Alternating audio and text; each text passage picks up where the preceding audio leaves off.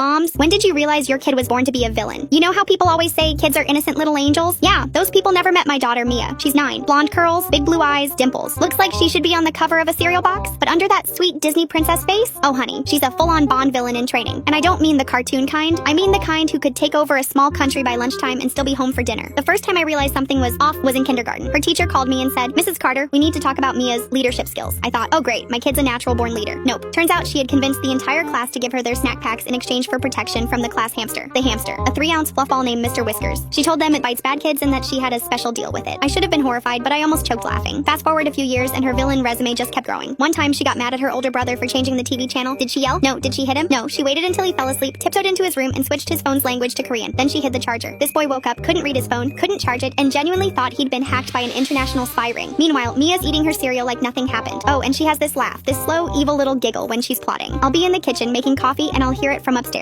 It's like a horror movie soundtrack, but with glitter. She's also the queen of public embarrassment. Last month, we were in Target, and she wanted a Barbie dream house. I said no. She looks me dead in the eye, loud enough for half the store to hear, and says, "Okay, I'll just tell Grandma you spent all your money on wine again." First of all, Grandma doesn't even drink. Second of all, I could feel the judgment from aisle 12 to aisle 28. I swear I saw a lady clutch her pearls. Then there's the birthday party incident. We were at Chuck E. Cheese, and another kid took the last slice of pizza. Mia didn't cry. She didn't complain. She walked over to the prize counter, spent her tickets on one of those cheap little plastic spiders, and dropped it in the kid's soda. The kid screamed, spilled it everywhere, and Mia just sipped her juice like a mob boss watching her plan succeed. But the moment I knew she was born to be a villain happened last week. I was baking cookies for a school bake sale, and she comes in all sweet. "Mommy, can I help?" Of course, I say yes. She stirs the dough, helps with the sprinkles, even cleans up. I'm thinking, wow, maybe she's growing out of her little schemes. Wrong. The next day at the bake sale, all the moms are gathered around talking about how delicious the cookies are. Then one mom whispers, "But did yours have a note inside?" I'm like, "A note?" I grab one of the leftover cookies, break it open, and sure enough, there's a tiny rolled up piece of paper inside. I unroll it, and in Mia's handwriting it says, "I can get you out of homework. Meet me behind the gym. Bring candy." She had baked little blackmail recruitment notes into half the cookies. By the end of the day, she had a backpack full of Reese's, Skittles, and a suspicious amount of gummy worms. I confronted her, and she just shrugged. "Mom, that's just networking." And here's the final kicker. Later that night, I was cleaning the kitchen and found her organization chart on the fridge, written in colored markers with arrows and names. Mia, boss, Lily, spy, Jack, muscle. Mom, unwitting supplier. Unwitting supplier. I don't know whether to ground her or start investing in her future crime empire. But I will say this. If the world ends in some giant villain takeover and the leader has curls, dimples, and a juice box in her hand, I'll just nod and say, "Yep, that's my girl."